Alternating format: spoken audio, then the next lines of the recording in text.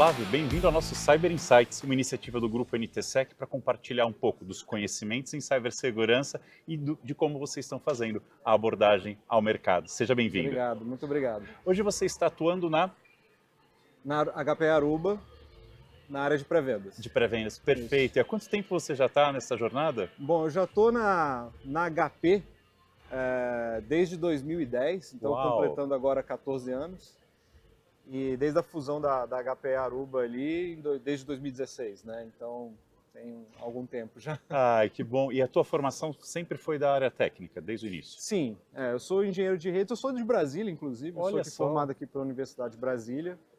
E então comecei na Tricom com a parte de rede, a parte IP, e mais claro que, principalmente dentro da HPE, segurança sempre foi algo que foi vital para a nossa solução. E desde a aquisição da Aruba, a gente tem expandido cada vez mais o nosso portfólio, nossas ofertas dentro da área de segurança também. Então, a área de competência vai dos dois lados ali, rede e segurança, que são duas coisas indissociáveis hoje em dia, né? Com certeza, a gente precisa proteger a conectividade e o atacante precisa dar conectividade para conseguir pegar os dados e Exatamente. criptografar A o rede ambiente. normalmente é a porta de entrada para os atacantes e para os usuários, é a primeira barreira de defesa também, né? Com certeza. E qual que está sendo uma abordagem hoje para vocês ajudarem as empresas a estarem mais protegidas? Vocês estão focando, continuam na parte do perímetro, estão focados mais no usuário, na informação? Compartilhe um pouco com a gente a abordagem de vocês. Perfeito. A questão do perímetro, justamente, é algo que a gente está buscando atacar esse conceito, né? É algo que nós já fazemos desde que a companhia foi criada, desde que a Aruba foi criada lá em 2003, que a gente já traz esse conceito que hoje está bastante em voga de Zero Trust, Tá. né? De verificar todas as conexões, de entender quais são os dispositivos que estão conectados. Então é algo que vem do DNA da companhia, que é justamente o oposto da filosofia de perímetro. E, bom, com o passar do tempo, a gente começou a expandir esse mesmo conceito que a gente trouxe lá para a rede wireless para os outros produtos que a gente foi incorporando dentro do portfólio, tanto a rede cabeada, mais recentemente o data center, e culminando agora com a solução de SaaS, de SD-WAN e de acesso seguro. Então, a nossa missão é realmente conectividade segura, e aí em todas as frentes, desde o usuário na ponta até a conexão na nuvem, onde quer que o usuário esteja. Perfeito, porque quando eu acompanho a jornada de vocês sempre levaram ali a parte da disponibilidade junto com a conectividade, que é algo muito importante para todos os negócios Sim. operarem, né, para os órgãos de governo prestarem o serviço à população, e a cibersegurança veio para disruptar isso, falar assim, não, vou cortar esse serviço, vou deixar indisponível. Então, realmente, nessa jornada de vocês conseguiram colocar essa camada em algo que a cibersegurança veio a interromper nos últimos Exato. anos. E você tocou num ponto muito interessante, que existe até uma certa dicotomia, existia, né? Ainda existe em alguns lugares, né, entre rede e segurança. A rede buscando a conectividade sem fricção, alta disponibilidade, alto desempenho, e a parte pessoal de segurança buscando compliance, menor exposição de risco e como combinar essas duas coisas, né? Acho que justamente encontrar esse ponto de equilíbrio é algo que é fundamental para a gente, é tornar formas de implementar essas políticas de segurança de forma a não impactar tanto a experiência do usuário, né? Porque se a política se torna tão complicada que isso impacta o negócio, essas políticas acabam não sendo implementadas. O negócio acaba tendo precedência sobre a segurança, em muitos casos, e não é isso que a gente quer, né? Mesma coisa que se eu começar a colocar controles absurdos para o usuário entrar, uma senha de 20 caracteres, 3 fatores diferentes de multi-factor authentication para o pessoal de segurança é interessante, mas se o usuário não consegue produzir, isso acaba não sendo implementado. Então, o que a gente busca é justamente uma solução que consiga unir ali os mundos de networking e de segurança para buscar esse ponto de equilíbrio de fazer uma rede segura, mas que seja uma rede que seja realmente, que esses controles sejam implementados sem disruptar a experiência do usuário. Sim. Eu lembro quando veio aquela abordagem do NAC, que a gente ia lá e bloqueava todo o acesso. Eu Na lembro. teoria era muito bom, não era? Sim, Agora, para o quando pessoal de você... segurança, né? Na hora que você ia lá e implementava, numa reunião de conselho, a pessoa não consegue se conectar à rede, gerava-se uma exceção. Depois vinha Sim. um visitante numa sala de reunião, gerava outra. E no final o que acontecia? Voltava a liberar tudo, não Virava um era? queijo suíço. E que ainda é a realidade em muitas organizações. Então, por isso que não pode ser algo que impacte a experiência do usuário. Porque se Se isso impactar de forma significativa a experiência do usuário, o usuário não conseguir trabalhar, não conseguir produzir, a segurança acaba sofrendo porque eu não consigo efetivamente implementar esses controles. Então, acho que um pouco do que a gente tem buscado trazer ao mercado é justamente isso, né? Fazer essa convergência entre rede e segurança e fazer isso de forma simples para que possa ser realmente efetivo. Perfeito. E quando a gente olha para 2023, quais foram os produtos, as soluções que mais se destacaram durante esse período? Bom, como eu falei no início, dentro dessa nossa missão de conectividade segura que a gente trouxe ali desde o Wi-Fi e está expandindo para outros mercados, eu acho que uma abordagem que nós estamos trazendo que é muito inovadora é trazer esse mesmo conceito de Zero Trust para dentro dos data centers. Porque assim como os endpoints são atacados, as aplicações também são atacadas. Um atacante pode entrar, por exemplo, uma máquina menos protegida dentro da rede, um workload mais exposto no servidor web, e ir escalando e ganhando acesso a outras máquinas dentro do data center. Então, segmentação, assim como a gente falou da rede sem fio cabeado, é muito importante ser feita dentro do data center para reduzir essa exposição de risco. Até a nossa solução vir ao mercado, a forma normal de se fazer isso era usando, por exemplo, um firewall de perímetro que vai interceptar esse tráfego entre esses workloads, fazer o controle, ou uma solução de software, um agente que ia ou na VM, na máquina, ou no hypervisor. E o que nós fizemos, que foi uma abordagem bastante inovadora, foi trazer esses serviços de segurança que antes estavam nos dispositivos externos como parte do Fabric. Entendi. Então, algo que a gente fez também, como eu falei no início, para a parte de LAN, a gente está fazendo para o data center. Então, em parceria com a AMD, nós desenvolvemos chipsets específicos que vão dentro do switch que conseguem fazer, por exemplo, serviços de Firewall Stateful, IPsec, visibilidade, embarcado na Lá no infraestrutura. barramento mesmo do... Então, mais uma vez, usando a rede como a primeira barreira de entrada. E qual que é a vantagem ali? É que eu consigo realmente chegar mais perto do objetivo que é o santo graal ali, quando a gente fala de segurança, que é fazer a microsegmentação, fazer a segurança de uma máquina para uma outra máquina adjacente ou de um workload para outro workload adjacente.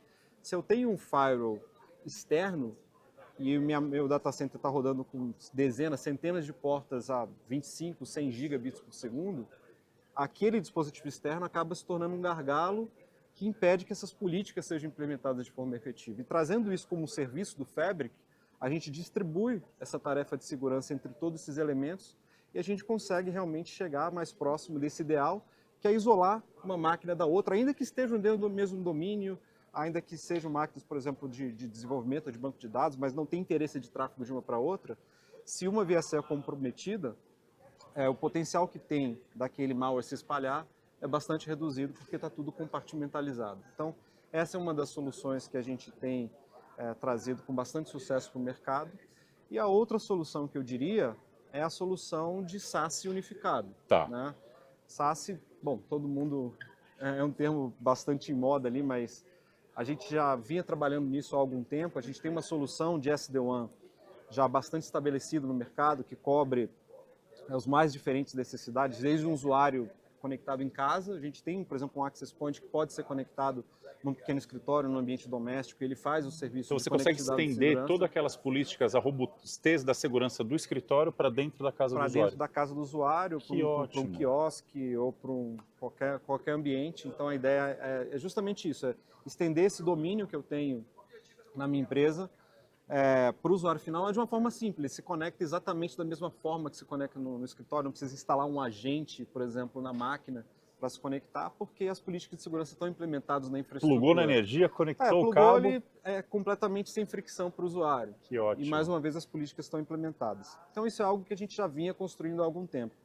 O que tem de novo do ano passado para cá é que nós complementamos essa oferta justamente com a parte de fornecer esse mesmo serviço de Zero Trust para o usuário que está se conectando de qualquer lugar. O usuário que está se conectando de um café, está se conectando de qualquer parte, né? O trabalho híbrido veio para ficar.